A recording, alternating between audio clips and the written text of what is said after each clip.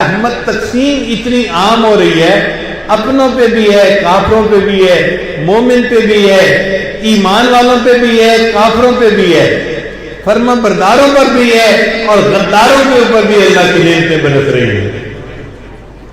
اللہ آپ کی رحمت کے خزانے بھی بے انتہا ہیں اور آپ کی رحمت تقسیم بھی بے انتہا ہو رہی ہے۔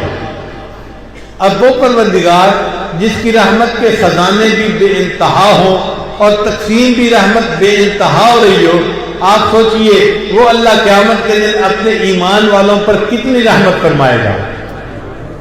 اللہ قرآن مجید میں فرماتے ہیں وَكَانَ بِالْمُؤْمِنِينَ رَحِيمًا، اللہ تعالیٰ قیامت کے دن ایمان والوں پر بہت رحمت فرمائیں گے۔ اللہ کی رحمت اتنی ہوگی کہ اللہ تعالیٰ ایمان والوں کی مغفرت فرما دیں گے۔ چنانچہ تفسیری نقطہ سنیے کہ اللہ تعالیٰ بندوں کے بارے میں فرمائیں گے فرشتوں کو کہ حقوق العباد کا پہلے فیصلہ کرو، چنانچہ جس بندے نے کسی کا حق دینا ہوگا نا اس کا فیصلہ کیا جائے گا، ایک کا حق دوسرے کو دلایا جائے گا۔ جب حقوق العباد کا فیصلہ ہو جائے گا تو فرشتے کہیں گے یا اللہ ہم نے حقوق العباد کا تو فیصلہ کر لیا، اب صرف آپ کا حق باقی ہے۔ اللہ فرمائیں گے اچھا اگر حقوق العباد کا فیصلہ ہو گیا تو مجھے اپنے حق کا مطالبہ کرتے ہوئے حیات کی ہے، جس بندے نے بھی کلمہ پڑھا ہے کہہ دو کہ وہ سارے کے سارے لوگ جنت میں چلے جائیں۔ ربما یود الذین کفروا لو کانوا مسلمین، یہ وہ وقت ہوگا جس کے بارے میں قرآن پاک نے فرمایا کہ ایک وقت ایسا آئے گا کہ کافر یہ تمنا کریں گے کاش ہم نے بھی دنیا میں کلمہ پڑھا ہوتا، آج تو صرف کلمہ پڑھنے پر اللہ نے جنت عطا فرمائی۔ یہ کلمہ پڑھنا کوئی معمولی کام نہیں ہے، اللہ اس پر بندے کو جنت عطا فرما دیتے ہیں۔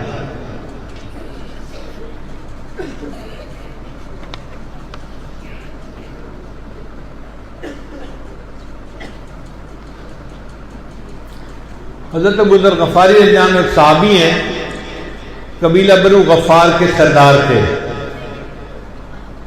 نبی علیہ السلام کی خدمت میں حاضر ہوئے۔ حدیث مبارکہ ذرا بہت غور سے سنیے گا۔ نبی علیہ السلام نے دوپہر کا قیلولہ فرمایا تھا اور آپ صلی اللہ علیہ وسلم سو کے اٹھے تھے۔ ابو ذر غفاری نے آ کر سلام کیا تو نبی علیہ السلام نے فرمایا ابو ذر ابھی میرے پاس جبرائیل آئے تھے اور وہ جو مجھے بتا کر گئے کہ جس بندے نے زندگی میں کلمہ پڑھ لیا اور اسی کے اوپر وہ زندگی بھر جمع رہا اور اسی پر اس کو موت آئی تو میں اس بندے کو کلمہ پڑھنے کی وجہ سے جنت عطا کر دوں گا۔ یہ بات سن کے ابو ذر غفاری اللہ بڑے حیران ہوئے۔ انہوں نے پوچھا اے اللہ کے نبی کیا اس بندے نے اگر چوری کی ہو، زنا کی ہو؟ تو نبی علیہ السلام نے فرمایا اگر کہ اس بندے نے چوری کی ہو اور زنا کی ہو پھر بھی اللہ کلمہ پڑھنے کی وجہ سے اس کو جنت عطا فرمائیں گے۔ ابو ذر غفاری اللہ نے دوسری مرتبہ پوچھا، نبی علیہ السلام نے وہی جواب دیا۔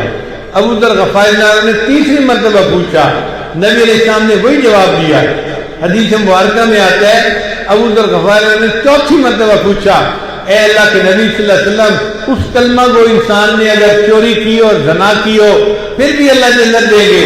نبی اسلام نے فرمایا ہاں اللہ اسے جنت دیں گے اگر کہ ابو ذر کی ناک خاک آلود کیوں نہ ہوتی رہے۔ تو اس کلمے کی برکت سے اللہ جنت عطا فرما دیں گے۔